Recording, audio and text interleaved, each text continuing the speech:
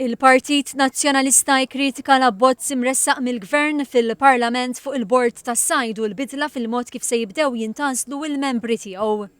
F'konferenza tal-aħbarijiet ix-Shadow Minister għall-Agrikoltura u s-Sajd Tony Bezzina u x-Shadow Minister għas-Self-Employed, l-Intrapriżi żgħar u l-Kooperattivi Robert Kutajjar qalu li b'dan l-abbozz li emenda l-għad dwar il-konservazzjoni u l-amministrazzjoni tas-sajd, il-Gvern qed jipprova jaħtaf il-Bord tas-Sajd.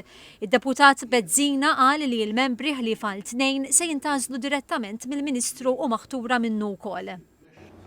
Għalkemm il-Gvern b'dalat qed jipprova jagħti l-impressjoni li jżrid iżid ir-rappreżentanza fil-Bord tas-Sajd, ir-raġuni prinċipali illi b'dal abbozz qed jipprova jibdel il-mod kif ikunu magħżula il-membri fuq dal-bord.